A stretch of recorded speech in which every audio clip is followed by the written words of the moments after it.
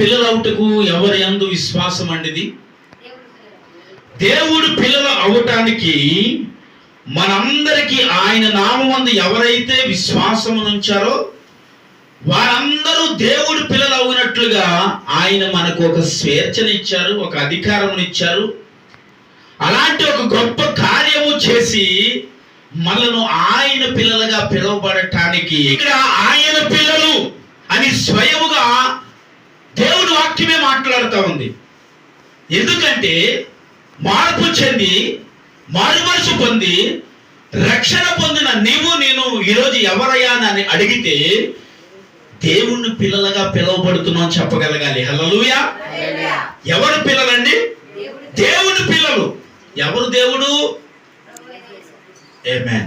ప్రభువైన యేసుక్రీస్తు ప్రభువారిని ఎవరైతే తండ్రిగా అంగీకరిస్తారో వారిని తను పిల్లలుగా అంగీకరించాడు దేవుడు. చెప్పండి, మనము ఎవరినైతే తండ్రిగా అంగీకరించామో వారు మనలను వారి బిడ్డలుగా అంగీకరించారండి. ఎప్పుడు అంగీకరించారు? ఎప్పుడు యేసుక్రీస్తు ప్రభు నిన్ను తన బిడ్డలుగా అంగీకరించారు? ఎప్పుడు తన పిల్లలుగా నువ్వు పిలువబడ్డావు? ఏ దినము యేసయ్యకి తన పిల్లలుగా నువ్వు పిలువబడ్డావు అంటే ఇక్కడికి ఒక మాటను చూపించి నేను ముందుకు తీసుకుని వెళ్తాను. యోహాను సువార్త 3వ అధ్యాయము 3 నుండి 8 వచనాలు జాగ్రత్తగా చదువుకుందాం. అందుకు యేసు అతనితో ఇలాగు చెప్పును, ఒకడు కొత్తగా జన్మించిన యెడల కానీ అతడు దేవుని రాజ్యమును చూడలేడని మీతో నిశ్చయముగా చెబుచున్నాను. హల్లెలూయా. ఏమండి, ఏమని అన్నారు ఇక్కడ దేవుడు? ఒకడు కొత్తగా జన్మించాలంటే ఎలా?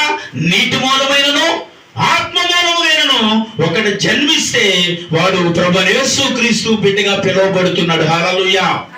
ఇప్పుడు ఆ మాట చెప్పినప్పుడు యేసుక్రీస్తు ప్రభు అక్కడ విన్నవాడికి ఒక ఆలోచన వచ్చింది. ఇప్పుడు నాకు 70 సంవత్సరములు కాబట్టి ఇప్పుడు మరి నేను మరొకసారి నేను ఎలా జన్మించగలను? మరొకసారి జన్మించటం అంటే ఏంటి అని యేసుక్రీస్తు ప్రభుని ఇక్కడ ఒక క్వశ్చన్ వేశాడు. వేసినప్పుడు నేను అంటాను, ఎప్పుడు మనం యేసుక్రీస్తు ప్రభు పిల్లలుగా పిలువబడ్డామో తెలుసా అండి? ఒకడు కొత్తగా నీటి మూలమైనను ఆత్మ మూలముగైనను పుట్టినవాడంటే దేవుడిని అంగీకరించి మార్పు చెంది మారు మనసు పొంది రక్షణ పొందినవాడు దేవుని బిడ్డలు అవుతారు, పరలోకపు రాజ్యపు వారసులు అని అన్నారు అక్కడ. ఏమండి, వాడు మాత్రమే దేవుడి రాజ్యములకు వారసుడు. ఒకసారి చదవాలి. మరి దేవుడు కొత్తగా జన్మించిన యెడల అతడు దేవుడి రాజ్యమును చూడలేడు. మీతో నిత్యముగా చెప్పుచున్నాను, దేవుని రాజ్యాన్ని చూడాలంటే నువ్వు కొత్తగా జన్మించాలి, నువ్వు కొత్తగా మరొకసారి పుట్టాలి. ఇదేంటండి, మనిషికి మరొక పుట్టిక ఉంటుందా? లోకంలో కొన్ని మాటలు వింటూ ఉంటాం కదా, ఆ లోకంలో కొన్ని మాటలు వినేటప్పుడు అనిపిస్తూ ఉంటది. ఏమని? కుక్కగా పుడతామంటండి, పందిగా పుడతామంట, కోడిగా పుడతామంట, దోమగా పుడతామంట. మనం చేసిన పనులు బట్టి చెప్పాలి. ఎన్ని జన్మలు ఉన్నాయి మనకి? దేవుడికి స్తోత్రం. ఒకే జన్మర తల్లి, దేవుడికి స్తోత్రం. హల్లెలూయా. ఏమండి, మనిషికి ఒక జన్మే ఉంది. దేవుడు మనిషికి ఒక జన్మని ఇచ్చాడు.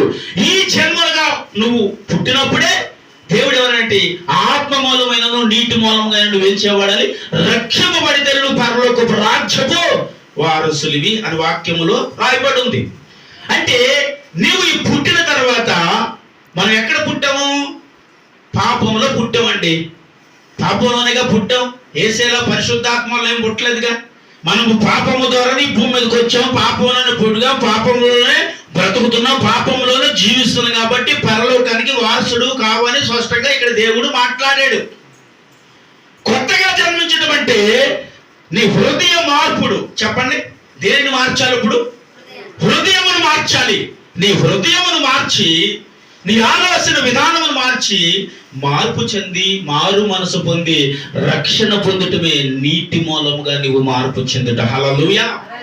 నీటి మూలముగా పుట్టడం అంటే ఒక వ్యక్తి రక్షించబడటం వలన, ఒక వ్యక్తి రక్షణ పొందేటప్పుడు ఇప్పుడు మనం కొన్ని తీర్మానాలు చేస్తాం. ఏమని? ఈ రోజు నుంచి నేను రక్షణ పొందుతున్నానయ్యా, నిజమైన దేవుడివి నీవేనని అంగీకరిస్తున్నానయ్యా, ఈ రోజు నుంచి పాపం చేయనయ్యా, తప్పు చేయనయ్యా, పొరపాటు చేయనయ్యా, నా నోట నుండి పాపపు మాటలు కూడా పలకకుండా ఈ రోజు నుంచి పవిత్రంగా బ్రతుకుతానయ్యా, పరిశుద్ధంగా బ్రతుకుతానయ్యా మనము బాప్తిస్మము పొందేటప్పుడు ఒక తీర్మానం చేస్తాం. ఈ తీర్మానాన్ని దేవుడు అంటున్నాడు, ఒకడు నీటి మూలంగా కొత్తగా జన్మిస్తేనే కానీ వాడు పరలోక రాజ్యాన్ని వాడు చూడడు. ఎందుకంటే నీకు మార్పు లేదు, మారు మనసు లేదు. కానీ ప్రభువుని అంగీకరించిన తర్వాత ఆయన నామము యందు విశ్వాసం ఉంచి రక్షింపడతారు కదా, ఆయన నామము విశ్వాసం ఉంచి మార్పు చెంది ఒక మనిషి మారు మనసు పొంది రక్షణ పొందినదని అన్నాడు. మరొక జన్మ. దేవునికి స్తోత్రం.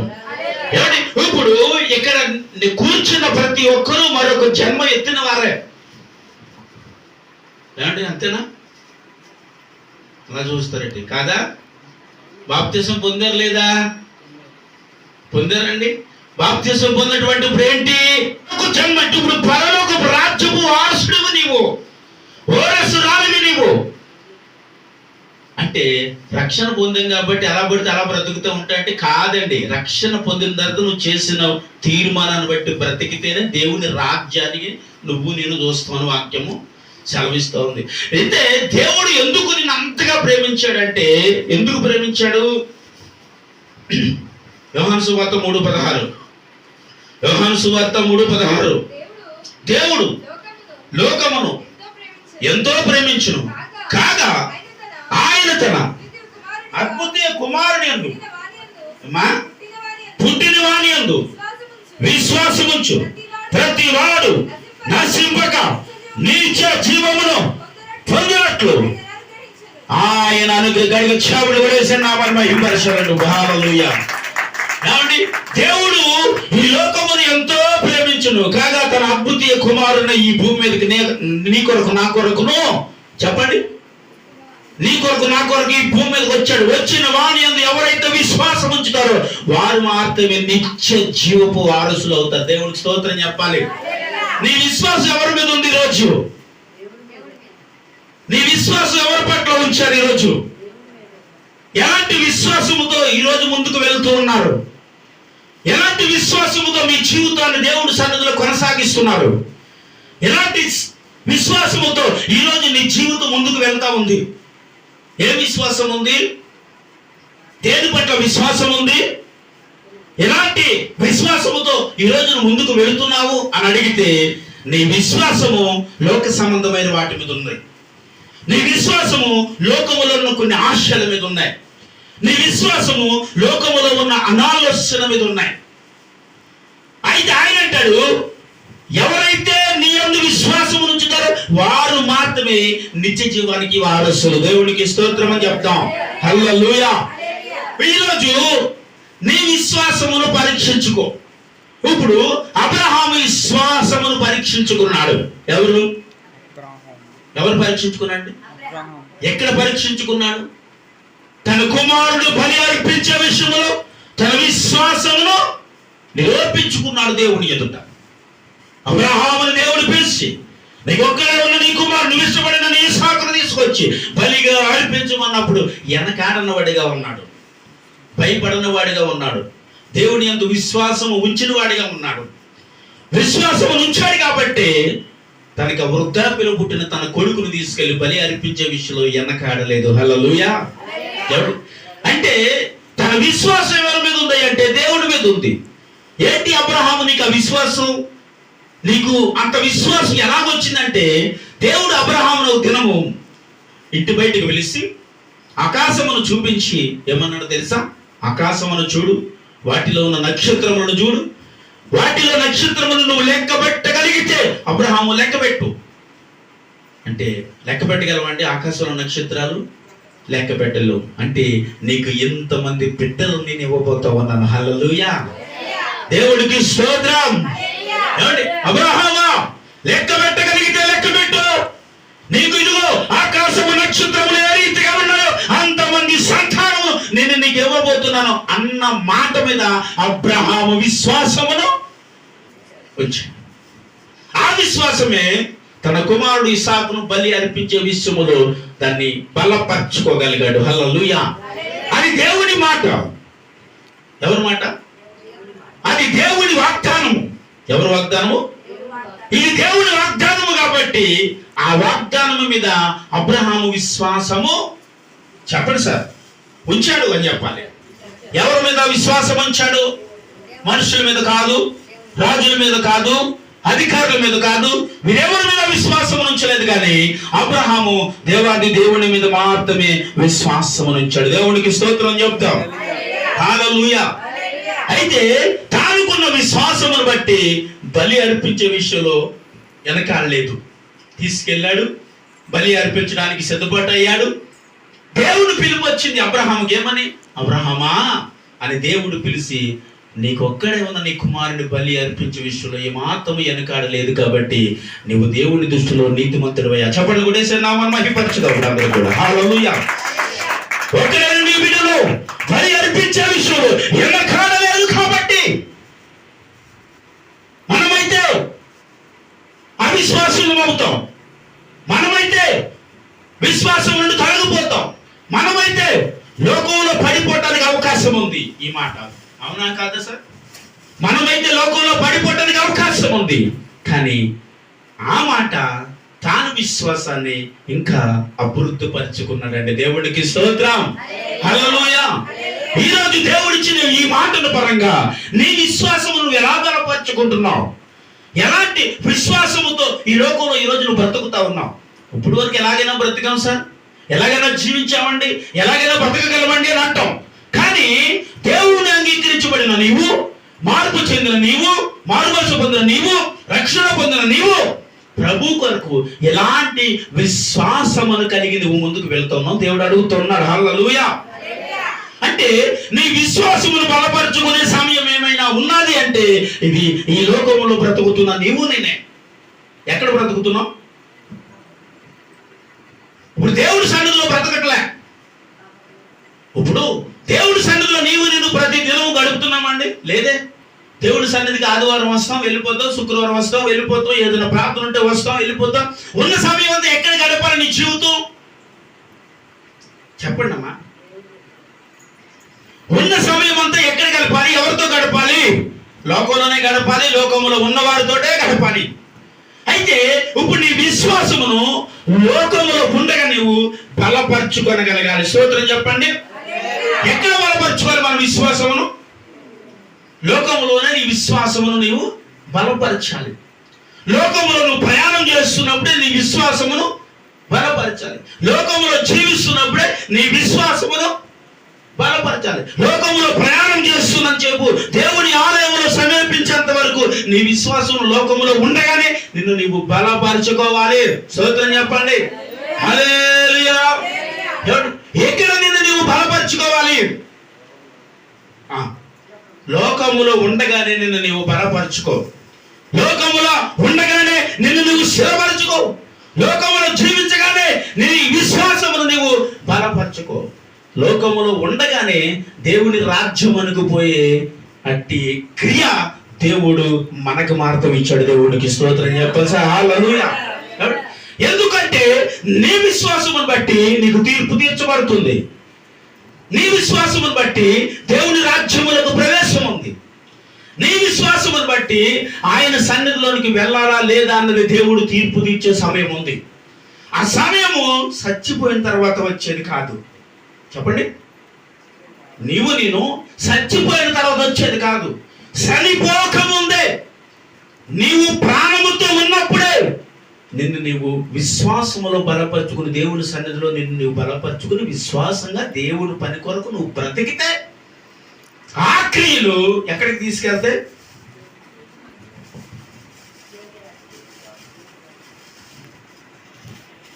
దేవుని రాజ్యములకు తీసుకెళ్తుంది అని దేవుడి వాక్యము సెలవిస్తూ ఉంది. ఇప్పుడు నేను అడిగాను, మన విశ్వాసాన్ని ఎక్కడ బలపరుచుకోవాలి? ఎలాగండి? ఇలాగ నిన్ను నువ్వు లోకములో బలపరచగలవు. లోకంలో చాలా భయంకరమైన వ్యక్తులు ఉన్నారు. లోకములో చాలా భయంకరమైన వ్యసనాలతో కూడిన వారు ఉన్నారు. లోకములో చాలా చెడు వ్యసనాలతో కలిగిన వారు ఉన్నారు. వారి మధ్యన నీ విశ్వాసాన్ని నువ్వు ఎలా బలపరచుకోగలవు? వారి మధ్యన నీ విశ్వాసమును ఎలా నువ్వు దృఢపరచగలవు? వారి మధ్యన నీవు ఒక క్రైస్తవుడు అని, ఒక క్రైస్తవురాలని ఎలాగ నువ్వు చెప్పగలవు? చెప్పగలిగినప్పుడే నీ విశ్వాసమును నీవు బలపరుచుకొనగలిగిన వ్యక్తిగా బ్రతకాలి. స్తోత్రం చెప్తాం. హల్లెలూయా. బలపరిచినప్పుడే నీ విశ్వాసమును బట్టి చెప్పండి. ఎక్కడ బలపరచాలంటే లోకములో ఉండగానే నిన్ను నీవు బలపరుచుకోవాలి. ఒక దినం చెప్పాను, ధనవంతుడు చెప్పండి, పేదవాడు ఉన్నాడు. వారు ఈ లోకములో ఉండగానే పేదవాడు ఎలా బ్రతికాడంట? ధనవంతుడు బల్ల యొద్ద బ్రతికాడు అండి. ధనవంతుడు ఎలా బ్రతికాడంటే అహంకారంతో బ్రతికాడు. ఎలా బ్రతికాడు? అహంకారంతో. ఎందుకు వాడికి అహంకారం అంటే ధనం ఉంది, ఏదైనా చేయగలమండి. ఇదేంటంటే నాకు డబ్బు ఉంది, కొండ మీద కూర్చునేనా నేను తేగలనండి అనే ఒక గర్వము ఒక మనిషిని పాడు చేస్తుందండి. ఎందుకంటే నాశనమునకు ముందు అహంకారము నడుస్తుందని వాక్యము సెలవిస్తుంది. ఒక మనిషిని ఏది పాడు చేస్తుందంటే ధనము పాడు చేస్తుంది, అహంకారం పాడు చేస్తా ఉంది. అయితే ఒక మనిషిని ఏది పాడు చేస్తుంది అంటే ఈ ధనవంతుడు ఏది పాడు చేసింది? అహంకారం. వాడికి అహంకారం ఎందుకు ఉందంటే ధనం ఉందని. అయితే వాడు బల్ల యొద్ద బ్రతికాడు. ఎవరు? ఏది తిని పాడేస్తే బ్రతికాడంట? ధనవంతుడు తిని పాడేసిన జంతుక ముక్కలు ఏరుకుని తినేవాడంట. వాడు అది కూడా ఏరుకొని వచ్చాడంట. కాళ్ళతో ఏం చేసేవాడంట? వాటిని మట్టిలో తొక్కేసేవాడంట. వాడిని కూడా తినకుండా. కానీ వాడేమనుకుండేవాడంటే నాకు ఇదే ప్రాప్తి నాయనా అని ఆ జంతుక ముక్కలను మాత్రం వేరుకుని తిని అవమానాలు ఎన్నో వచ్చిన బల్ల దగ్గరే బ్రతికి వాళ్ళు ఏది తిని పాడేస్తే అది తిని పాడేసేవాడు ఆ పేదవాడు. కానీ ఆ తిని పాడేసే ముందు ఆ పేదవాడు ప్రభుకు స్తోత్రం చెల్లించేవాడు. హల్లెలూయా. ఏం చేసేవాడు? నాకేంటండి బ్రతుకు, ఎందుకు నాకే ఈ బ్రతుకు ఇచ్చావు, వాడికి అంత ధనం ఇచ్చావు, నాకు మాత్రం ఏంటి దరిద్ర బ్రతుకు అనేవాడా? అనొచ్చుగా. ఇప్పుడు వాడు ఎందుకు నన్ను పేదవాడిగా పుట్టించేవాడిని నోట నుండి పలకచ్చుగా. ఎందుకయ్యా వీడి తిని పాడేసిన జంతుక ముక్కలు తినే ఆదరితో నాకెందుకు అనవచ్చుగా. లేదండి, పాడవేసిన ఆ జంతుక ముక్కలు తీసుకున్నంట ప్రార్థించుకుని తినేవాడంట. హల్లెలూయా. అయితే వాడు అవి కూడా అందకుండా వాటిని మట్టిలో దొక్కేసేవాడంట వాడికి ఉన్న అహంకారాన్ని బట్టి. ఈ వీరిద్దరు ఒక దినం చనిపోయారు. ఎప్పుడు చనిపోయారు? ఒకరోజు 1 by 1 ఇద్దరు చనిపోయారు. చనిపోయిన తర్వాత ఈ పేదవాడేమో దేవుని రాజ్యములో అబ్రహాము దగ్గర నిలవబడి ఉన్నాడు. ఎక్కడండి? అబ్రహాము రొమ్మును ఆనుకుని ఉన్నాడని బైబిల్లో రాయబడి ఉంది. అంటే చనిపోయిన క్షణములో అబ్రహాము, పరలోకంలో ఉన్న అబ్రహాము ఆ పేదవాడిని తన యొద్దకు చేర్చుకున్నాడు. ధనవంతుడు కూడా చచ్చిపోయాడు, కానీ వాడెక్కడికి చేర్చబడ్డాడు? అంటే అగ్నిలోనికి చేర్చబడ్డాడు. అంటే భయంకరమైన వేదనకరమైన స్థలములోనికి చేర్చబడ్డాడు. వీడేమనుకుంటాడంటే నేను భూమి మీద ఉండగా ధనవంతుడు కదా, ఇదేంటి చచ్చిపోయి ఇలాంటి స్థలంలో ఉన్నాను అని వాడు దూరం నుండి చూస్తూ ఉండగా చనిపోని పేదవాడికి అనిపించాడు. ఆ పేదవాడు ఎక్కడ ఉన్నాడంటే చెప్పండి, పరలోక రాజ్యమందు హ్యాపీనెస్, సంతోషంగా చాలా అద్భుతమైన లైఫ్లో ఆ ధనవంతుడికి కనిపిస్తున్నాడు. వీడనుకున్నాడు నేను తినుపాడేసిన జంతువు ముక్కలు తిన్నవాడు కదా వాడు పరలోకములో ఉన్నాడు. మరి నేను ఈ భూమి మీద ఉండగా ఏంటి? ధనవంతుడిని, బోల్డ్ ఆస్తి ఉంది, నాకు కొలువే లేదు, కొలువు లేని నేను సచ్చి ఎక్కడికి వచ్చాను? ఎందుకు పిలుస్తున్నాడు? అబ్రహామా, తండ్రి నిలబడు, లాజరునా చనిపోయిన వాడునా, ఇదిగో ఆ చనిపోయిన వ్యక్తి ఈరోజు నీ రాజ్యంలో ఉన్నాడు. ఆ వ్యక్తితో ఒక్క చుక్క నీళ్ళు పంపించమని అడిగాడు. ఎన్ని చుక్కలు? ఒక్క చుక్క నీరు పంపిస్తే వాడి దేహమే సల్లార్చబడుతున్నాడు. ఎందుకంటే ఆ ఒక్క నీటి చుక్క దొరకని స్థలంలో ఉన్నాడు. సోదరులు చెప్పండి హల్లెలూయా. ఎక్కడ ఉన్నారండి? ఒక నీటి చుక్క దొరకని స్థలంలో వేదన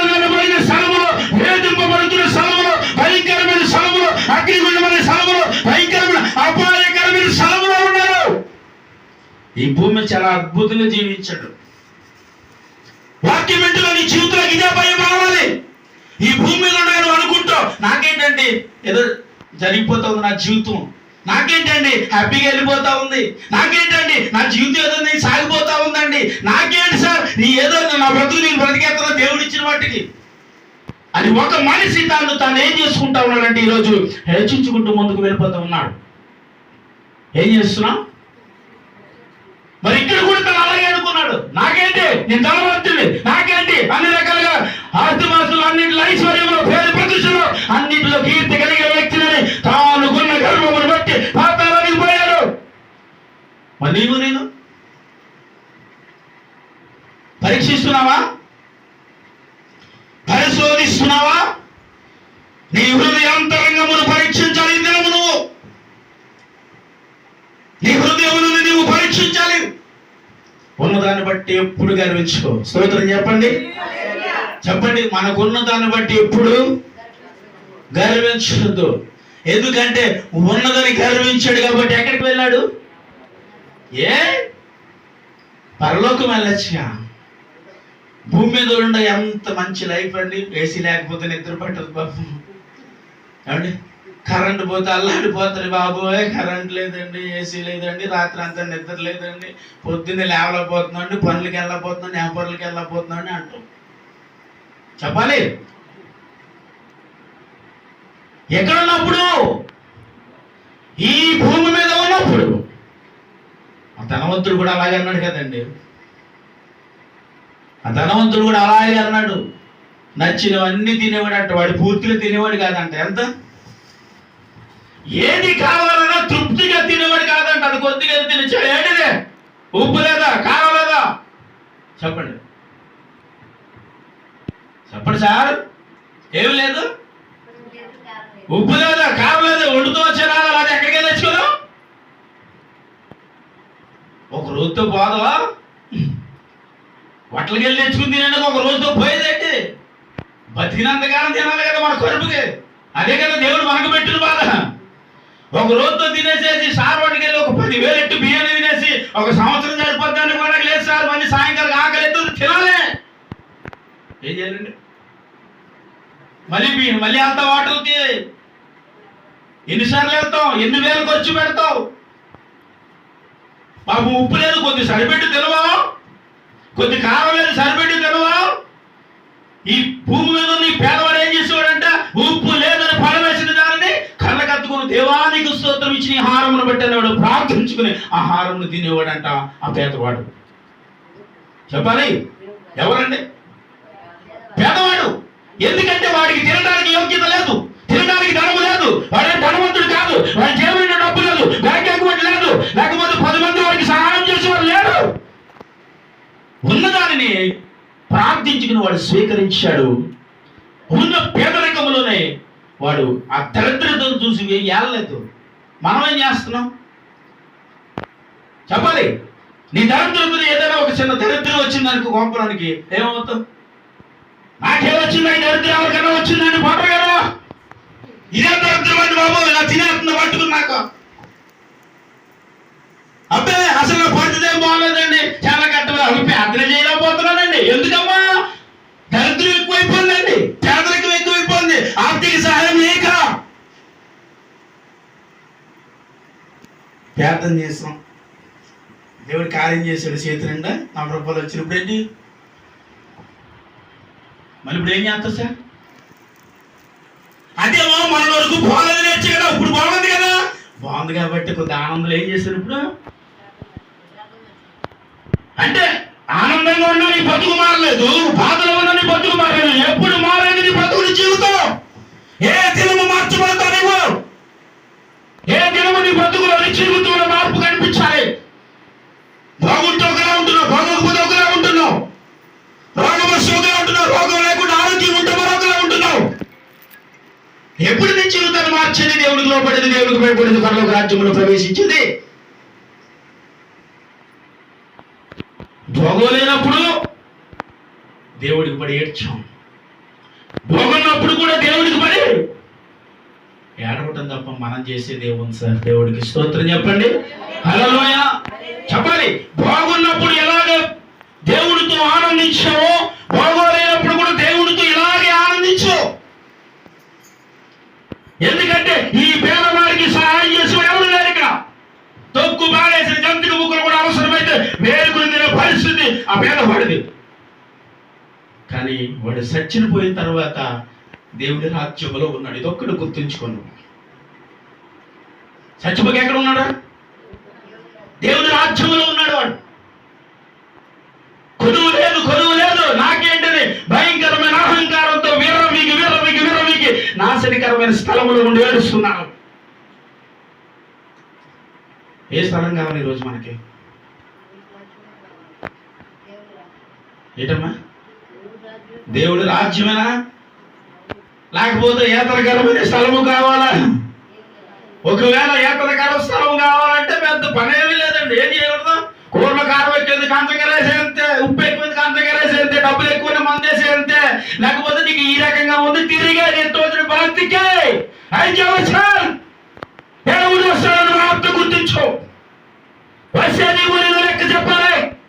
వస్తే నీవు నేను దేవుడికి సమాధానం చెప్పాలి. దేవుడికి సమాధానం చెప్పే స్థితి కూడా ఇప్పుడు వీడికి లేదు. బాబు ఒక్క చొక్క నీళ్ళు పోయిండు బాబు. ఇక్కడేమో తాగి తందనం దొక్కేసాడండి. ఎందుకు? ఓ డబ్బు ఉంది, ఏం చేయాలో అర్థం కావట్లేదు. ఎంజాయ్ చేసాడు ప్రతిరోజు. తాగి ఇష్టమైన తాగేసేసి పేరు తాగేసేసి చివరికి ఇప్పుడు వచ్చినాడు. అన్నిటి బాబు ఒక నీళ్ళు సొక్కేయండి సార్, సొక్కేయండి. ఏమో ఎందుకంటే దేహం అంతా కాలిపోతుందండి.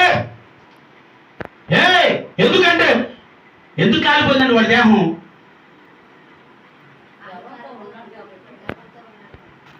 చాలా ఉన్నాయి. ఒక గర్వం అంటే ఏంటంటే డబ్బు ఉంది, అధికారం ఉంది, అన్నీ ఉన్నాయి, ఏదైనా చేయగలను, అహంకారం ఉంది, అన్నీ ఉన్నాయి. ఇవన్నీ ఒక మనిషిని పాతాళాన్ని చేర్చింది. దేవుడి రాజ్యం చేర్చింది ఏంటో? దేవుడి రాజ్యమును చేర్చింది ఒక్కటే. బాబు ఈ రొట్టె పొక్క దొరికింది బాబు, సోత్రం బాబా అన్నాడు. ఈయనకి దొరికింది పరలోక రాజ్యం. ఎవరికి చెప్పండి? ఆ చిన్న మొక్క తీసుకుని ప్రార్థన చేసి తిన్నవాడికి దేవుడి రాజ్యం ఉంది. నేనంటాను, ఈ భూమి మీద ఉండగా కొన్ని శ్రమ నీ జీవితంలో వస్తుంది, కొన్ని బాధలు నీ జీవితంలోకి వస్తాయి, కొన్ని లేమి స్థితి నీ జీవితంలోకి వస్తుంది. వచ్చినప్పుడు నిలబడిన వాడే నేను అంటాను నిజమైన పరలోకానికి వారసుడు వాడే. చప్పట్లు కొట్టేసాను నా మనం అయిపోతుంది. కనుక ఎవరికి వచ్చింది శ్రమ? ఎవరికి వచ్చిందని బాధ? ఎవరికేసింది ఆకలి? ఎవరికేసింది దప్పిక? తాగడానికి నీళ్ళు లేక ఎవడున్నాడు? పేదవాడు ఉన్నాడండి. ఈరోజు పేదరికంలో ఉన్నాను నేర్పోక, ఈరోజు అప్పులైపోయిన నేర్పోక, తినడానికి తిండి లేదు నేర్పోక, కట్టడానికి వస్త్రాలు లేదు నేర్పోక, త్రాగటానికి నీళ్ళు లేదు నేర్పోక, దేవుడు అంటున్నాడు నీలాంటి వాడే నమ్మకంగా నిలబడితే దేవుడు రాజ్యం వారసుడు. తప్పుడు కదా? ఇలాంటి వాడేనంట దేవుడి రాజ్యములకు వారసుడు. అన్నీ ఉన్నాయి. అహంకారంతో ఉన్నవాడికి దేవుడి రాజ్యముల ప్రవేశము చెప్పాలి. ఈరోజు ఏముంది మనకి? మీరేమన్నట్టు బాబు ఏమి లేదండి బాబు, పూడతింటలేదు అంటే ఇప్పుడు ఎవడ రాజ్యమా? పరలోక రాజ్యమా? మరి ఒక పూట తిని ఒక పూట తిన్నా నువ్వు ఏం చేస్తున్నా? ఇదిగో బతికలేండి, చచ్చిపోతాడు. చెప్పండి, ఇదిగో బతికలేండి. ఆ 2 పూట సిగిల్ బిర్యానీ చెప్పాడు. ఒక పూట నాకు ఆ 2 పూట సిగిల్ బిర్యానీ తింటాడు. ఓకే పాప నీకు ఒక పూట తింటున్నావా? ఒక పూట కూడా ఏమి తింటాడు? కారం వేసుకుని తింటున్నావా? గంజి వేసుకుని తింటున్నావా? లేకపోతే అది కూడా లేక నీళ్ళు వేసుకుని పిసుకుని తింటా ఉన్నావా? ఊరుకోండి, నాకు రాజు వద్దు. నాకేం కావాలా? మటన్ బిర్యానీ, సిగిరికి బిర్యానీ కావాలి. దేవుడికి స్తోత్రం చెప్పండి. ఏం కావాలా చెప్పండి? మాకు పరలోకం వద్దండి. మాకు రోజు ఏం కావాలా? శుభ్రమైన భోజనం కావాలి, కట్టుకోవడానికి గుడ్డ కావాలి, నడపడానికి ఒక మంచి కారు కావాలి, ఉండడానికి ఒక ఇల్లు కావాలి, అంటే ఈ చెమట పట్టుకుంటే ఒక ఏసీ కావాలి. ఇవన్నీ కావాలి సార్. పరలోక రాజ్యంలో ఎక్కడ ఉందో లేదు, అసలు ఉందో లేదు, చచ్చిపోతుంది. మాకెందుకన్నదే? ఎన్ని సంవత్సరాలు బతుకుతాం మామగారు? ఎంతకాలం బ్రతుకుతాం? బైబిల్లో మాట రాయబడింది 70 సంవత్సరములు వారికి మేలా 80 సంవత్సరంలో ఒక మనిషి అయినను ఆయాసకరమే. ఒక 60-70 సంవత్సరాలు బ్రతుకుతామంట. ఈ 60-70 సంవత్సరాలు నీ బ్రతుకులో మనం కోరుకునేది ఏంటో తెలుసా? ఏం కోరుకునేది చెప్పండి ఏమండి? ఇప్పుడు మనం అన్ని కావలసినవన్నిటినీ మనం సమకూర్చుకుని మనం చచ్చిపోయిన తర్వాత దేవుని రాజ్యానికి వెళ్తామన్న నమ్మకం నీకు నాకు లేదు. ధనవంతుడు అన్నాడంట, ఓ ప్రాణమా తినుము త్రాగము సంతోషించము అంటే దేవుడు వచ్చి అన్నాడంట, అరే ఈ రాత్రి నిన్ను తీసుకుని వెళ్ళిపోతున్నాను అన్నాడు. ఎవరితో? ధనవంతుడితో. అయ్యో ప్రభా, ఈ రాత్రి అన్నిటిని కూర్చుకున్నానయ్యా, కోటలో ధాన్యమును కూర్చాను, ఇంటి నిండా బంగారం సిద్ధపాటు చేశాను, అండి బీరువా నిండా డబ్బు దాసి ఉంచాను, పిల్లలు చూస్తే చిన్నోళ్ళయ్యా, పిల్లలు ఎదగాలి, వీళ్ళకి పెళ్లిళ్ళు చేయాలి, పేరంటాలు చేయాలి, వీళ్ళకి కట్నాలు ఇవ్వాలి, వీళ్ళకి కానుకలు ఇవ్వాలి, ఇవన్నీ చేయాలని ఎన్నో సమకూర్చుకుంటే ఏంటి ప్రభు వచ్చి తీసుకెళ్ళిపోతానంటున్నావు? ఇదిగో ఈ రాత్రి నీ ప్రాణములు నేను తీసుకుని వెళ్ళిపోతున్నాను. ఒకవేళ ఈ రాత్రి నీ ప్రాణం నా ప్రాణం వెళ్ళిపోతే, ఎందుకంటే దేవుడు ఎప్పుడు వస్తాడో నీకు నాకు తెలియదు. ఆయన రావటం మనం వెళ్ళిపోవటం. ఒకటి గుర్తుంచుకోవాలి, ఆయన రాకడకు నేను మాతో సిద్ధపాటు కలిగి ఉండాలి. స్తోత్రం చెప్పండి. ఏం కలిగి ఉండాలి అంటే ఏంటి? బాబు వచ్చేసాడా? చెప్పాలి. దేవుడు పని కొరకు ఏం కలిగి ఉండాలి? సిద్ధపాటు కలిగి ఉండడం అంటే ఏంటి? సిద్ధపాటు కలిగి ఉండటం అంటే దేవుని రాజ్యం కొరకు. మత్తయి సువార్త ఒకసారి తీద్దాం, 25వ అధ్యాయం. అంటే అక్కడ జ్ఞానము కలిగిన కన్యక స్త్రీలు ఉంటారు చూడండి. మత్తయి సువార్త 25వ అధ్యాయము. డ్యూటీలతో చూస్తున్న వారు ఉంటారు ఇక్కడ. పరలోక రాజ్యం అమ్మా తమ డ్యూటీలు పట్టుకుని పెళ్లి కుమార్తెను ఎదుర్కొన్నట్టుకు బయలుదేరిన 10 మంది కన్యకలను పోయి ఉన్నది. వీరిలో 5 బుద్ధి లేని వారు, 5 బుద్ధి గలవారు. బుద్ధి లేని వారు దివిటీలు పట్టుకుని తమతో కూడా నూనె తీసుకుని పోలేదు. బుద్ధి గలవారు తమ దివిటీలతో కూడా అమ్మా నూనె తీసుకుని స్తోత్రం చెప్పాలి. హల్లెలూయా. ఇక్కడ 10 మంది బిడ్డలు ఉన్నారు. ఈ 10 మంది పరలోకపు రాజ్యానికి సిద్ధపాటు కలిగి ఉన్నారు. పెళ్లి కుమారుడు రాబోతున్నాడు, వీరిని తీసుకువెళ్ళాలి. ఎవరు తీసుకెళ్ళాలి? మనమేనండి. ఈ పెళ్లి కుమార్తెలు ఎవరయ్యా అంటే మనమే. అయితే దేవుడు సమీపించి ఉన్నాడని వాక్యం అంటుంది. ఆయన వస్తున్నాడు. వచ్చేటప్పుడు ఇక్కడ బుద్ధి కలిగిన వారు ఎంతమంది ఉన్నారు? బుద్ధి లేని వారు ఎంతమంది ఉన్నారు? అయితే బుద్ధి లేని వారు ఏం చేశారు? తమ డ్యూటీలను తీసుకుని వచ్చారు, కానీ అందులో ఏమి లేదండి. బుద్ధి కలిగిన వారు ఏం తెచ్చుకున్నారు? తమ డ్యూటీలు తెచ్చుకున్నారు, ఒత్తులు తెచ్చుకున్నారు, నూనె తెచ్చుకున్నారు, అన్ని తెచ్చుకుని ప్రభువు రాకడ కొరకు ఏం చేస్తున్నారంటే ఎదురు చూస్తున్నారు. అయితే ఈ బుద్ధి లేని వారు ఏం చేశారయ్యా అంటే నూనె తీసుకోలేదు, వచ్చారు. వచ్చేసి నా ప్రభు వచ్చేస్తారు రాత్రి వెళ్ళిపోతాను. ఏం చేస్తున్నారు? డ్యాన్స్ చేస్తున్నారు. డ్యాన్స్ చేసేందుకు సడన్ గా ప్రభు వచ్చేసాడు. ప్రభు వచ్చేస్తే మరి డ్యూటీలో ఎక్కించుకుని దేవుడు ప్రభువుని ఎదుర్కోవాలి కదా. నీ డ్యూటీలో నూనె ఉందా? నీ డ్యూటీలో నీరు తేలేదు, పరిగెట్టండి. ఊరంతా పరిగెడుతున్నారు. కొమ్మకెళ్ళి అమ్మ కొద్ది నూనె పోయండి, ప్రభు వచ్చేసాడు. అయితే 5 బుద్ధి కలిగిన కన్యకులు ఉన్నారు. వీరేం చేశారంటే డ్యూటీలు వెలిగించుకుని ప్రభువుని ఎదుర్కొంటే ప్రభు వారిని తీసుకుని వెళ్ళి తనకు రాజ్యపు ద్వారం చేశాడు. స్తోత్రం చెప్పాలి కూడా. ఈ 5 వచ్చి తలుపు తడుతున్నారు. ఎవరు తలుపు తడుతున్నారు? ప్రభు తలుపు తెరవు, మేము నీ కొరకు ఎదుర్కొన్న వాళ్ళే. కానీ ఏం చేసాం? ఆలస్యం చేసాం. మా డ్యూటీలలో ఏమీ లేదు, నూనె లేదు. దేవుడు సిద్ధపాటు అయిన వారు మాకు దేవుడు రాజ్యానికి వెళ్ళాడు. సిద్ధపాటు లేని నేను ఇక్కడ ఉండిపోవలసిందే ప్రభు రాకడ వచ్చినప్పుడు. కానీ ఆయన రాకడ ఎప్పుడు వస్తుందో వారికి తెలియదండి. ఈరోజు అంటున్నాను, ప్రభు ఎప్పుడు వస్తాడో ఇక్కడ నేను బోధిస్తున్నా ఎవరికి తెలీదు ప్రభు ఎప్పుడు వస్తాడో. కానీ ఆయన వస్తాడన్న నిరీక్షణ మాత్రమే క్రైస్తవుడి జీవితంలో నిర్వహించింది. దేవుడికి స్తోత్రం చెప్పండి. ఇదే నిరీక్షణతో ఒక క్రైస్తవుడు జీవిస్తూ ఉన్నాడు. అవునా కాదా? క్రైస్తవుడానికి నిరీక్షణ ఏంటని అడిగితే మా ప్రభు వస్తాడండి, మమ్మల్ని తీసుకెళ్ళిపోతాడని అంటాం. మరి తీసుకెళ్ళిపోవడానికి సిద్ధంగా ఉన్నావా? చూసుకో, నీ డ్యూటీలో నూనె ఉందా? సిద్ధపడి కలిగి ఉన్నావా? చెప్పాలి. అమాక్షయ నిన్న దేవుడు అంటే ఏమంటూ, చిన్న పని ఉందండి, ఏం చేసి వచ్చేస్తాను, బ్యాంక్కి వెళ్ళి వచ్చేస్తానండి. కుదరదు. అమ్మా నేను దేవుడు అడిగాడు అనుకో, ఎస్ఐ గారికి ఏడ్చిన పని ఉందండి, చేసి వచ్చేస్తానండి. కుదరదు. రేపకమ్మ నేను అడిగాడానికి ఏమంటూ, ఓకే జాన్సన్ వెళ్ళి వచ్చేస్తానండి, కొన్ని పాల ప్యాకెట్లు ఆర్డర్ ఇవ్వాలండి. అప్పుడు వరకు దేవుడు కూర్చుంటాడు ఇక్కడ. అంటే మనం ఏం కలిగి ఉండాలి? ఇప్పుడు సిద్ధపడి కలిగి ఉండాలంటే ఏం చేయాలి? సిద్ధపాటు కలిగి ఉండాలంటే ఏం చేయాలండి? ప్రభు రాకడ కొరకు కనిపెట్టుకుంటూ నిన్ను నీవు తయారు చేయబడి దేవుడి కొరకు ఎదురు చూసి వ్యక్తిగా ఉండాలి. కడిగా చప్పట్లు కొట్టండి. ఎవరి కొరకు ఎదురు చూడాలి? దేవుడి కొరకు ఎదురు చూసి వారిగా ఉండాలి. మనం దేని కొరకు ఎదురు చూస్తామండి?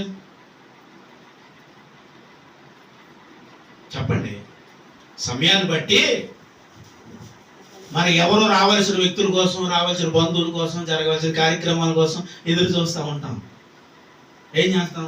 ఆలస్యం అవుతుంది అనుకో, తలబట్టుకుని తిరిగేసి బాబాయ్ ఇంకా రాలేదు, బాబాయ్ ఇంకా రాలేదు.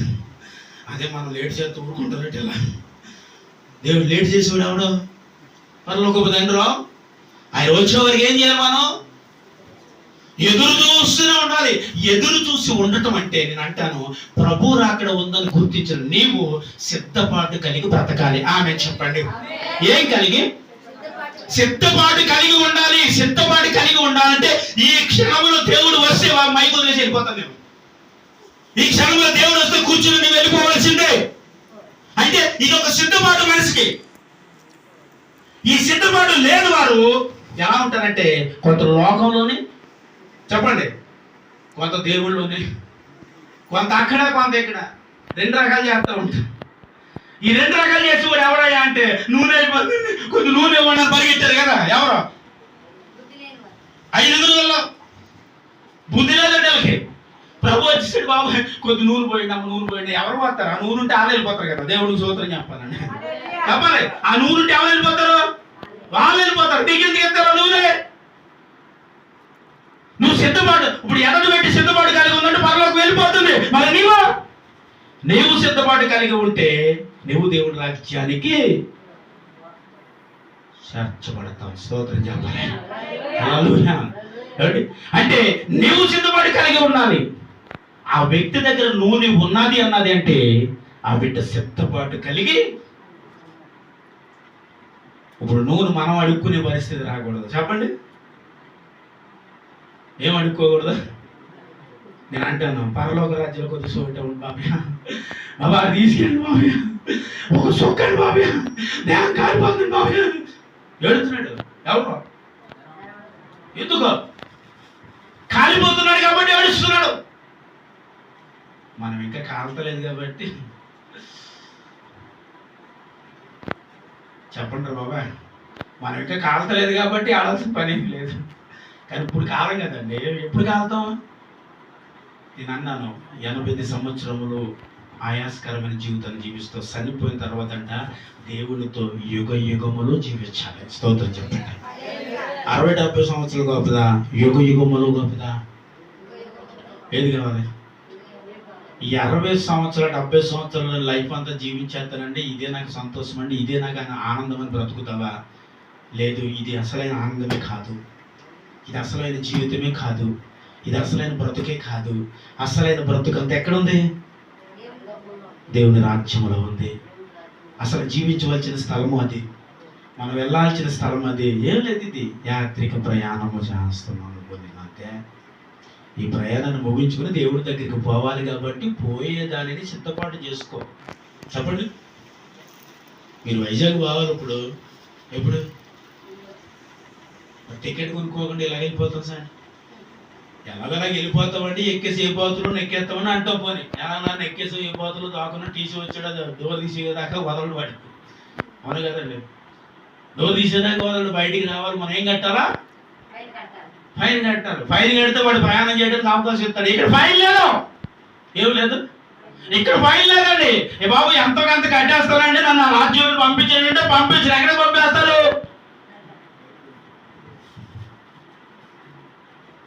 అంటే భూమి మీద ఉండగా కొద్ది ఫైన్ కడితే అవకాశం ఉందేమో. చచ్చిపోయిన తర్వాత మన పరలోకి వెళ్తే ఫైన్ కట్టించుకునే వాళ్ళు లేడండి అక్కడ. మన పనులన్నీ ఎప్పటికప్పుడు ముగించేసుకోవాలి. సిద్ధపాటు కలిగి ప్రభు కొరకు చెప్పాలి అందరూ గట్టిగా. సిద్ధపాటు కలిగి ఉండాలి. దేవునికి స్తోత్రం. అది చూడండి, రెండు బాబు నేర్చుకోండి కదా. ఏం చేయాలి ఇప్పుడు? సిద్ధపాటు కలిగి ఉండాలంటే ఏం చేయాలి? సిద్ధపాటు కలిగి ఉండేటప్పుడు ఏం చేయాలండి? ప్రతి క్షణము ఆ 5 కన్యకులు ప్రభు రాకడ సమీపిస్తుందని ఆ డ్యూటీలు పెట్టుకుని ఎదురు చూస్తూనే ఉన్నారంట. అంటే ఏ క్షణం వస్తాడో తెలియదు కాబట్టి నేను అంటాను, మన ప్రభు కూడా అలాగే ఏ రోజు వస్తాడో నీకు నాకు తెలియదు. ఎప్పుడు వస్తాడో తెలియదు, ఏ సంవత్సరం వస్తాడో తెలియదు, ఎన్ని గంటలకు వస్తాడో, ఏ సెకండ్ వస్తాడో తెలియదు. కాబట్టి ఇప్పుడు వెంటనే మనం ఏం చేయబడాలంటే సిద్ధపాటు కలిగి ఆ 5 బుద్ధి కలిగిన కన్యకులు ఏ రీతిగా తన దింటిలో నూనె పోసుకుని ప్రభు కొరకు ఎదురు చూస్తూ ఉన్నారు, అలాగే నువ్వు పరిశుద్ధమైన హృదయ ఆలోచన తలాంతులు కలిగి పవిత్రంగా దేవుని కొరకు పరలోక రాజ్యం కొరకు కనిపెట్టుకుంటూ దేవుని కొరకు బ్రతికితే చచ్చిపోయిన క్షణంలో దేవుని రాజ్యానికి వెళ్తావు. ఆమె చెప్పండి. ఏం కావాలంటే ఇప్పుడు మనకి దేవుని రాజ్యమే. ఎందుకంటే 60-70 సంవత్సరాల బ్రతికే ఈ సంతోషం మనకెందుకండి? ఈ ఆనందం మనకెందుకండి? ఈ యోగ భాగ్యములు మనకెందుకండి? దేవుడు తలుచుకుంటే ఈ 60-70 సంవత్సరాలే ఒంటి మీద సామాన్లు నిలబెట్టగలడు. దేవుడు ఆమె చెప్పండి. నిలబెట్టగలడు, వాడుకోగలడు, స్థిరపరచగలడు, కనపరచగలడు, భక్తం చేయగలడు. నిన్న దేవుడు ఈ భూమి మీద ఉండగానే చచ్చిపోయిన తర్వాత కూడా నీకంటూ ఒక స్థలం అది ఒక్కరు కూడా సూత్రం లేదు. అది దేవుడు కలుసుకునే స్థలము. ఏ స్థలము? మనం ఏ స్థలాల్లో ఎక్కడెక్కడో ఏదేదో తెలియని వాళ్ళని కలగకూడని వారిని కలుస్తూనే ఉంటాం, చేయకుండా చేస్తూ ఉంటాం, కలవకూడని వారిని కలుస్తూనే ఉంటాం. కానీ కలవాల్సి వాడిని కలిసే సమయం ఒకటి ఉందని మనకి. ఆ సమయమును మనం కలిస్తే ఆయనని నిన్ను రాజ్యమునకు నడిపించే వారసులైన దేవుడికి స్తోత్రం. చెప్పండి, నిన్ను నన్ను రాజ్యానికి తీసుకెళ్లే వారు ఒకరు ఉన్నారు. ఆయన ఈ భూమి మీదకి నీ కొరకు నా కొరకు మరలా రానే ఉన్నాడు. దేవుడికి స్తోత్రం. చెప్పండి, మరలా అంటే ఒకసారి వచ్చేసాడుగా, మరి అండ్ వచ్చాడు లేదా? ఎప్పుడు? 2000 సంవత్సరాల క్రితమే ఈ భూమి మీదకి మన కొరకు వచ్చాడు. వచ్చి నీ కొరకు నా కొరకు ప్రాణం పెట్టి తిరిగి పరలోకం వెళ్ళి పరిశుద్ధాత్ముని సహాయాన్ని మనకిచ్చి వెళ్ళి అన్నాడు, నేను వెళ్ళి మీ కొరకు అక్కడ నేను ఏం చేస్తున్నాను? స్థలమును ఏర్పాటుకి వెళుతున్నాను అన్నాడు. దేవుడికి స్తోత్రం. అమ్మా, మరి నువ్వు వెళ్ళిపోతున్నా, ఎక్కడికి వెళ్తున్నావు అంటే మీ కొరకు ఏంటి? ఒక స్థలమును సిద్ధపాటు చేయడానికి వెళ్తున్నాను అన్నాడు శిష్యులతో. అంటే ఆ శిష్యులకి ఏంటంటే స్థలం మనకు లేదంట, మనందరి కొరకునండి. దేవుడికి స్తోత్రం చెప్తారు. మనందరి కొరకు ఒక స్థలమును సిద్ధపాటు చేయడానికి వెళుతున్నారు ఆయన. వెళ్ళారు, ఆ స్థలమును సిద్ధపాటు చేసి మనందరిని తీసుకువెళ్ళటానికి త్వరలో రాబోతామన్నాడు. స్తోత్రం అని చెప్పాలి. ఆయన వచ్చేటప్పటికల్లా మనం ఎలా ఉండాలంటే రెడీగా ఉండాలి. చెప్పండి, రెడీగా ఉండాలి. రెడీగా ఉండడం అంటే ఏంటి? చెప్పండి. రెడీగా ఉన్నటువంటి నీ శరీరమును, నీ ఆత్మను, నీ ఆలోచన, అంటే అది మొదలుకొని నడినంత వరకు టాప్ టు బాటమ్ ఏం చేయబడాలంటే దేవునికి అప్పగించబడి దేవుడి కొరకు ఎదురు చూసేదిగా ఉండాలి. ఎలాగా? దేవుడి కొరకు ఎదురు చూసేదే ఉండాలి. ఏంటి? ఆత్మ దేవుని కొరకు ఎదురు చూసేదై ఉండనట్లుగా ప్రతి క్షణము ప్రభువుని తలుస్తూ ప్రభు కొరకు నిరీక్షణ కలిగిన జీవితాన్ని ఒక క్రైస్తవులు జీవిస్తూ ఉండాలి. స్తోత్రం చెప్పండి. హల్లెలూయా. అండి, ఏ జీవితం కావాలి మనకు? ఇప్పుడు ఈ లోకంలో మనం చెప్పు సంతోషంగా బ్రతికితే చాలనుకుంటున్నామా? లేదండి ఈ లోకాన్ని విడిచిన తర్వాత కూడా నాకు సంతోషం కావాలని అనుకుంటున్నామా? ఈ లోకములో సంతోషాన్ని కావాలి అని కోరుకుంటే ప్రభు దగ్గర సంతోషాన్ని కోల్పోతామండి. ఈ సంబంధమైన సంతోషం కోసం ఈ భూమి మీద ఉండగా ఎలాంటి హింస, బాధ, కష్టము, నష్టము నీకు కలిగిన పర సంబంధమైన దాని కొరకు వాటన్నిటిని సహిస్తూ హ్యాపీగా బ్రతుకు. చెప్పండి. ఇప్పుడు వాడు ఆ జంతు ముక్క తీసుకుని ప్రభువు స్తుతించి ఎందుకు తిన్నాడు కాబట్టి దేవుడు రాజ్యంలోనికి వెళ్ళి అబ్రహాము రొమ్మును ఆనుకుని నిలబడి ఉన్నట్లుగా బైబిల్లో రాయబడి ఉంది కదా. మరి ఇక్కడ నీవు కూడా ఒకవేళ నువ్వు ఎలాంటి కష్టం వచ్చినా, బాధ వచ్చినా, ఇరుకులు వచ్చినా, ఇబ్బందులు వచ్చినా ఇదంతా ఏసే వాళ్ళు వచ్చిందని అనకుండా నువ్వు బ్రతికినప్పుడు దేవుని రాజ్యంలో ఆ పేదవాడి వల్లే ఉంటావు. చప్పటి కొట్టారు అప్పుడు. మనం ఈ భూమి ఉన్నప్పుడు కూడానండి వీటన్నిటినీ అనుభవిస్తున్నప్పటికీ ఇవన్నీ దేవుడి వల్ల వచ్చినాయి అని అమ్మకి ఎప్పుడు అమ్మక. ఇది దేవుడి వలన వచ్చినవి కావు. ఇది దేవుడు నిన్ను పరీక్షించే విషయంలో నీకు వచ్చినాయి. చెప్పండి. పరీక్షించే విషయంలో నీకు వచ్చినాయి. పరీక్షించే విషయంలో దేవుడు మనలను నిలవబడగలవా, నిలవబడలేవా, పడిపోతావా, వెళ్ళిపోతావా, అల్ప విశ్వాస అయిపోతావా అని దేవుడు నిన్ను నన్ను పరీక్షించే విషయంలో పడుతున్న చిన్న చిన్న సమస్యలు అంతే. దేవుడికి స్తోత్రం చెప్పండి. చిన్న చిన్న సమస్యలు, వీటిని జయించి నువ్వు నిలవబడితే, చెప్పండి, దీన్ని జయించి ఒకవేళ నువ్వు నిలవబడితే దేవుని రాజ్యంలో యుగయుగములు ఆనందంగానే బ్రతుకుతావు. హల్లెలూయా. ఎక్కడ ఆనందంగా బ్రతుకుతావు?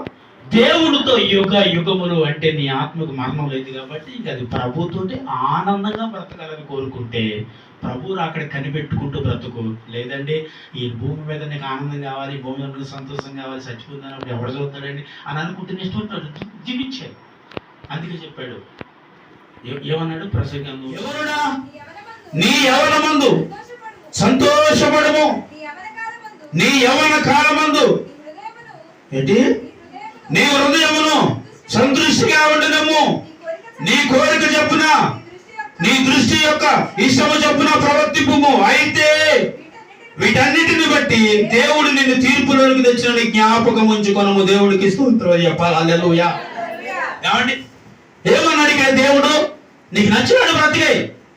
ఎవరుడా నీ యవ్వన కాలములో నీ హృదయమును సంతృష్టిగా ఉండలేము. ఎవరు ఎలా తిరగాలంటే తిరుగు, ఎలా బ్రతకాలంటే బ్రతుకు, ఎలా తాగుతూ, ఎలా తిరుగుతూ, ఎలా ఇష్టాధారంగా నువ్వు జీవిస్తే హ్యాపీగా తిరిగే. అయితే అయితే అయితే ఇదంటున్నాను ప్రతి ఒక్కరు చేయాలి. అయితే ఇది నిన్ను తీర్పులోకి తీసుకొచ్చిన జ్ఞాపకం చేసుకో. ఆ తీర్పులోకి నీవు వచ్చినప్పుడు ఏం చేయబడతావు? తీర్పులోకి ఎప్పుడు వచ్చాడు? తప్పు చేయబడ్డాడు కాబట్టి. ఇప్పుడు నీ తీర్పులోకి వెళ్తానా? నీ తప్పు చేయలేదు కాబట్టి నువ్వు తీర్పులోకి వెళ్ళనండి. బయటికి వెళ్ళి ఎవడన్నా వేస్తాను అనుకో, ఎక్కడికి వెళ్తాను? తీర్పులోకి వెళ్ళాల్సిందే. తీసుకెళ్తే నిలబెడతారు. అప్పుడు నిలబడి అక్కడ అడుగుతారు, ఏం చేస్తావు, ఎలా చేస్తావు, ఎందుకు చెప్పవు? అక్కడ నేను వారికి సమాధానము చెప్పాలి.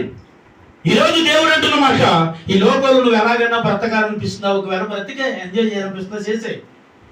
కానీ అయితే కాని కాదు, అయితే నువ్వు తీర్పులోనికి తేపడతావని గుర్తుంచుకో. ఆ దినము నేను దేవుడికి లెక్క చెప్పాలని గుర్తుంచుకో. దేవుడు చివరగా ఫైనల్ గా మనకి ఇచ్చే మాట దేవుడు. అయితే మనం ఎప్పుడంటే మాట ఏదన్నా ఒక మాట చెప్పేటప్పుడు అయితే ఇలా జరిగిందండి, అయితే దేవుడు అంటున్నాడు, అయితే నువ్వు తీర్పులోనికి వస్తావని గుర్తించుకో. ఆ తీర్పులో నువ్వేం చేసావో చెప్పాలి. తప్పు చేసినప్పుడు శిక్ష పడుతుందా లేదా? అవునా, ఇవన్నీ చేసావా? తీర్పులో అన్ని చెప్పేశాడు. అన్నీ చెప్పేసిన తర్వాత అవునా ఇవన్నీ చేసావా, సరే నిన్ను క్షమించాను బిడ్డ, వీటిని తీసుకెళ్ళి పరలోకంలో వాడేయండి అంటాడా? అవునా అని చంపేసావా మహేష్, ఇంటికి వెళ్ళిపో అంటాడా? నాకేమంటాడు? 14 సంవత్సరాలు, 7 సంవత్సరాలు, 8 సంవత్సరాలు కఠిన కారాగార శిక్ష విధించి అందులో పడిసే సంవత్సరం అయితే ఏ శిక్ష విధించాలో, ఎలాంటి చేయాలి, గోర్లు పీకలు, ఆయనకు కొన్ని ట్రీట్మెంట్స్ ఉంటాయి మనకి. అలాంటి ట్రీట్మెంట్స్ అన్ని చేస్తారు వాళ్ళు. ఆ ట్రీట్మెంట్స్ మనకి కూడా ఎక్కడ ఉంది? గుర్తొస్తే భయం వేసేస్తుంది బాబాయ్. ఎక్కడుందండి? అరలోకంలో ఎందుకుంటున్నామా? అరలోకంలో ఉంటుంది. అక్కడ అగ్ని ఆడదు, పురుగు సాగదు. అలాంటి స్థలంలో తీసుకెళ్ళి ఈయన పాస్ ఏంటంట, ఏ పాస్ ఏమాత్రం ఇంకోటి ఏంటంటే పురుగు సావదంట, ఆ అగ్గిలో పురుగు ఉందండి అక్కడ. ఆ పురుగు ఎక్కడి నుంచి వస్తుందో, ఎక్కడికి వెళ్తుందో, ఎక్కడ దూరుతుందో, ఎక్కడి నుంచి బయటకు వస్తుందో తెలియదంట. ఏ ప్లేస్ కావాలి మనకి ఇప్పుడు? అగ్ని ఉన్న స్థలం కావాలా, పురుగులు ఉన్న స్థలం కావాలా, ప్రభుతో ఆయన ఆరాధించే స్థలం కావాలా? మనస్ఫూర్తిగా చెప్తాం అందరం కూడా.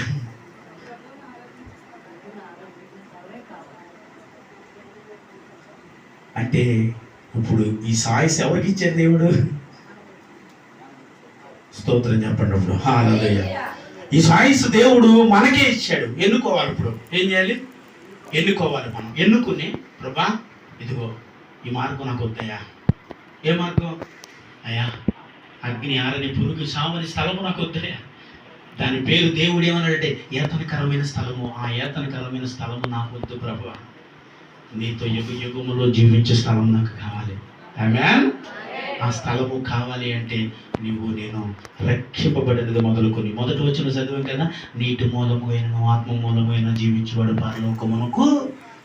నేను అన్నాను రక్షింపబడినది మొదలుకొని రక్షణ పొందిన నీవు చచ్చిపోయే వరకు అలా బ్రతికితే దేవుని రాజ్యానికి వెళ్తాం. మరి ఎన్ని సంవత్సరాలు పోని రక్షణ పొందినది మొదలుకొని మనం చచ్చిపోయే వరకునండి. మనం చచ్చిపోయే వరకు దేని కొరకు ఎదురు చూడాలి? ఇప్పుడు అండి ఇక్కడ 2 స్థలాలు ఉన్నాయండి. ఎన్నుకోవడం వచ్చిన వాళ్ళు మీరే.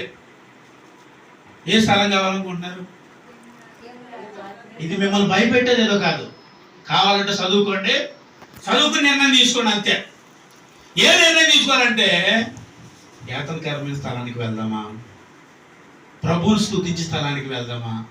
ప్రభువుని స్తుతించే స్థలానికి వెళ్ళాలంటే ఏం కావాలి మనకి? పవిత్రత, పరిశుద్ధత అండి, నీతిగా, నిజాయితీగా, విశ్వాసముతో, యథార్థతతో, నమ్మకముతో ప్రభు వచ్చే వరకు బ్రతుకు వారు ఇందులోకి వెళ్తారు.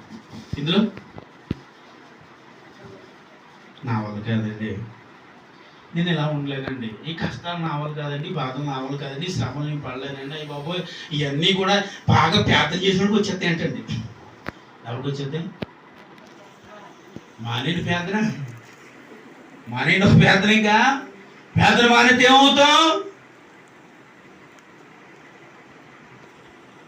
ఏమవుతాడండి? ప్రార్థన చేయలేని వాడిని కూడా దేవుడు ఏమన్నా తెలుసా? పాపము చేసిన వాడు అన్నాడు. ఇప్పుడు తప్పు చేసినాడు కాదు, నచ్చినట్టు తిరిగేసినాడు కాదండి, సినిమాకి వెళ్ళి వచ్చినాడు కాదు, చల్లాని చేసి పొద్దున్నీ సాయం దాకా సినిమా చూసేసుకున్నాడు కూడా కాదు పాపం. ఎవరంటే ఇక్కడ ఎవరండి? ప్రార్థన చేయలేనాడు కూడా పాపాత్ముడే దేవుడి దృష్టిలో, నీ దృష్టిలో, నా దృష్టిలో కాదు. ప్రార్థన చేయకపోయినా పరలోకం వెళ్ళమంట. రక్షింపబడటం గొప్పతనమా, నీతిగా బ్రతకడం గొప్పతనమా, యథార్థంగా జీవించడం గొప్పతనం అంటే ఇవన్నీ ఒక ఎత్తు అయితే, క్రైస్తవుడిగా బ్రతుకుతున్న నీ జీవితంలో ప్రార్థించకపోతే కూడా పాపమే. ప్రార్థించాలి. ఏమని ప్రార్థించాలి? ఈ లోకంలో ప్రభు నేను పడిపోకుండా, రొట్టెలు వెళ్ళిపోకుండా, పాపంలో పడిపోకుండా, అసూయలో పడిపోకుండా, కోపంలో పడిపోకుండా, శాపంలో పడిపోకుండా, ఇరుకుల్లో పడిపోకుండా, ఇబ్బందుల్లో పడిపోకుండా, అవమానంలో పడిపోకుండా, నిందల్లో పడిపోకుండా, కనుదృష్టిలో పడిపోకుండా, ధనాపేక్షలో పడిపోకుండా, అవమానంలో పడిపోకుండా ఉండినట్లుగా బ్రతుకునేంత వరకు యేసయ్య నీ కొరకు బ్రతుకుతాడయ్యా అని ప్రార్థన చేయాలి. స్తోత్రం చెప్పండి. హల్లెలూయా. ఇలాగ ప్రార్థించేవాడు పరలోకానికి రాజ్యం వారసుడు వాడే. దేవుడికి స్తోత్రం. హల్లెలూయా. ఎందుకంటే ప్రార్థన 2 బతికిలు తింటాడు, ఏమొచ్చాను నిద్ర. ఎప్పుడు కడుపు నిండితే ఏమవుతుంది మనకి? నిద్ర వస్తుంది. కొద్దిగా దీని ఆకలితో వచ్చిన ఏమవుతుంది? ప్రార్థన అవుతుంది. చెప్పండి, కడుపు నిండా అన్నం దేవుళ్ళు ఎవరన్నా ఉన్నారు ఇక్కడ? ఎవరు నిజాలు ఒప్పుకోరేంటండి? దేవుడికి హల్లెలూయా. అండి లేదండి, ఎప్పుడు కొద్దిగా ఆకలిగా తింటానండి అన్నవాళ్ళు చెప్పండి. ఎప్పుడు ఆకలిగా తినే వ్యక్తి ఎలా రాలేదు? నిజమండి, రాలేదు. కొత్తే పాప చెయ్యెత్తును ఏమో ఒప్పుకుంటే ఇంత తింటాడండి. అందుకే ఆ వయసులో కూడా సంపద. ఆకలితో తిని నుంచామనుకో, ఇది శరీరం ఏం చేద్దాం అంటే ఆత్మకు లోపడతాయి. శరీరాన్ని బలపరచుకోని ఆత్మకి ఏమాత్రము లోపడుతుంది, భయపడదు. ఈ ఆకలితో ఉందనుకోండి, ఈ శరీరం అంతా కూడా ఆత్మకు లోబడి ప్రభువుని స్తుతించడానికి ఒప్పుకుంటుంది. అది ఒప్పుకోదు. ఆత్మ ఏమంటుందంటే ప్రార్థన చేస్తూ ఉంటుంది. శరీరం ఏమంటుందంటే చాలా కడుపుండి తిన్నాం, పొద్దు నుంచి కట్టుబడి వచ్చు, వ్యాపారానికి వెళ్ళి పని చేసి వచ్చు, అలిసిపోయి ఎండ వచ్చేసి అది చేసేసి ఇచ్చేసి చీరలు ఉతికేసి జాకెట్లు అయ్యి ఉతికేసి అంటుంది. అందుకని కాసేపు పడుకుంటామండి. కాసేపు పడుకుని లేసి ఏం చేస్తాను, నువ్వు పడుకుని లేసానికి సమయం అంతా అయిపోద్ది. మళ్ళీ సాయంకాలానికి మళ్ళీ సిద్ధపడి కలిగి ఉండాలి దేనికి? ఇంక మనకి సమయం ఎక్కడ ఉంటుంది సార్? అంటే దీన్ని కొద్దిగా ఏం చేయాలి? ఇప్పుడు కొద్దిగా కొద్దిగా పెడతాను నీకు అన్నం అనుకోండి, ఈ పాపం కొద్దిగా లోబడి, ఎవరు లోబడితే ఆత్మకు లోబడి ప్రార్థన చేస్తాను, చేసుకుంటే చేసుకో బాబాయ్. అంటే శరీరానికి ఏమైంది?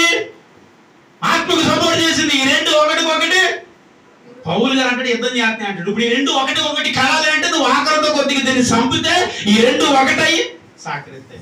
ప్రభు అన్నారు, పేతురు మనిషి కుమారుడు పాపుల చేతికి అప్పగించిపోతా ఉన్నాడు, ఇదిగో పడుకోవద్దు, ప్రార్థించన్నాడు.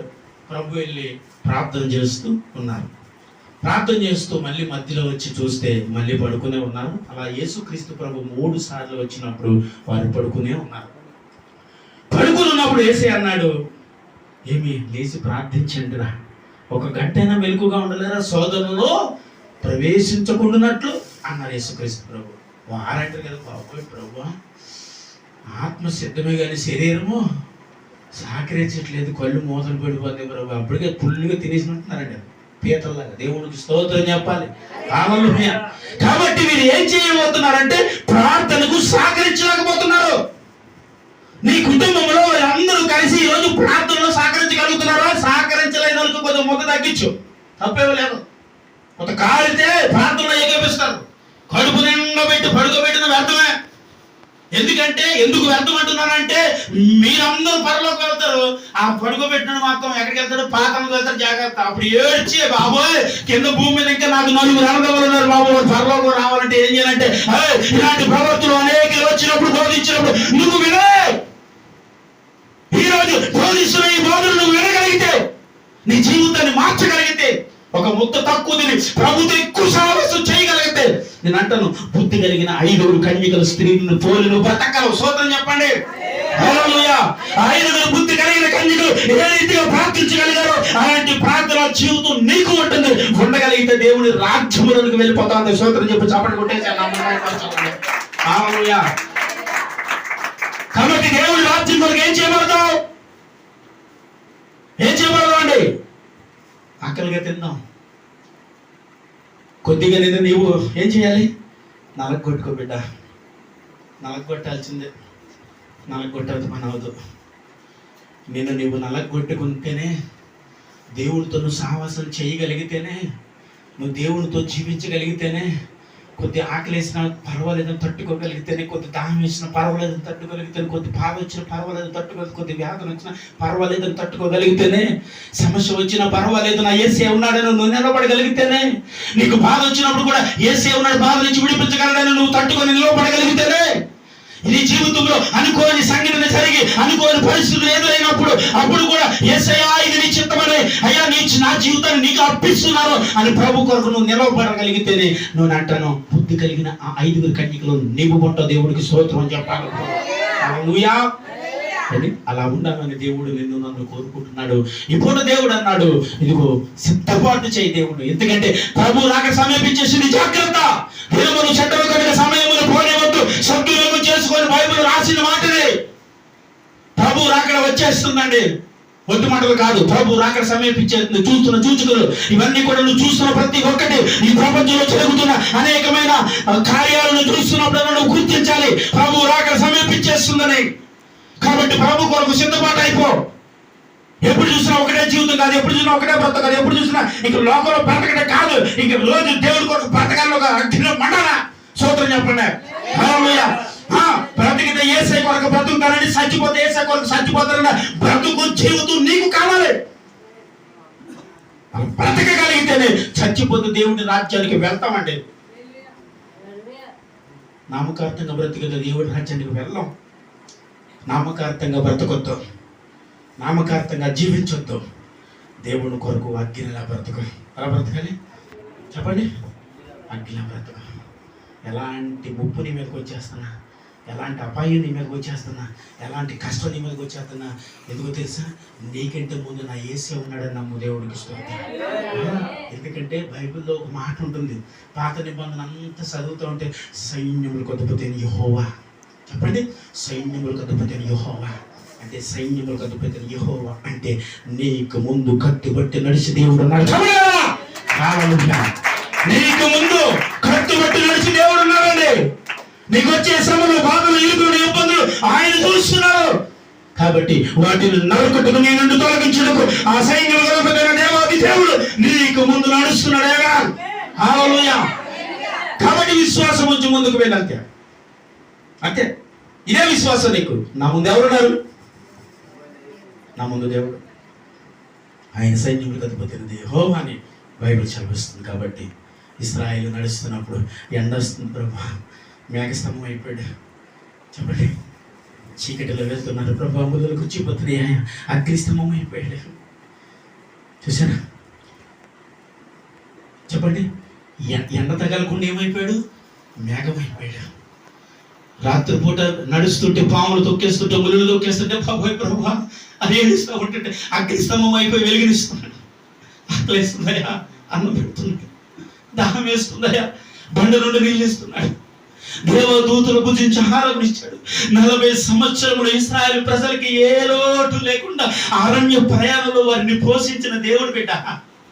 ఈ రోజు నా దేవుడు నిన్ను పోషించడానికి, నీకు ముందు నడవటానికి, నీకు కావలసిన సమకూర్చడానికి, ఈ భూమి మీద ఉండగా ఒక ఆశీర్వాదకరమైన వ్యక్తిగా చేయడానికి సైన్యములకు అధిపతి దేవాది దేవుడు నీ ముందు నడుస్తున్నాడు. చెప్పండి కొట్ట. హల్లెలూయా. నీ ముందు నడుస్తున్నాడు ఆయన. ఆయన నీ ముందు నడుస్తున్నాడు. నువ్వు గుర్తించగలగాలి. గుర్తించగలిగితే ఆనాడు వారిని రక్షించిన దేవుడు, వారికి భోజనం పెట్టిన దేవుడు, వారికి ఆహారం ఇచ్చి, వారికి నీటినిచ్చి, వస్త్రములు ఇచ్చి 40 సంవత్సరాల పాటు వారి ఎండ దెబ్బ తగలకుండా, చెప్పండి, చీకటిలో వారికి ఏ ప్రమాదాలు రాకుండా వారికి కాచి దాచి భద్రపరిచిన దేవుడు ఈ రోజు నిన్ను నన్ను కాపాడలేడా? విశ్వాసం ఉంచలేకపోతున్నాం అంతే, అల్లిపోతున్నాం అంతే, భయపడిపోతున్నాం అంతే. ఏం కాదు బిడ్డ, దేవుడు ఉన్నాడు. నువ్వు నమ్ముకున్న దేవుడు లోక సంబంధమైన వాడు కాడు. నువ్వు నమ్ముకున్న దేవుడు గొప్ప దేవుడు. నువ్వు నమ్ముకున్న దేవుడు జీవము కలిగిన దేవుడు. నువ్వు నమ్ముకున్న దేవుడు నిన్ను ఆదరించే దేవుడు. నువ్వు నమ్ముకున్న దేవుడు నిన్ను భుజాల మీద కుట్టి మోసిపోయే దేవుడు.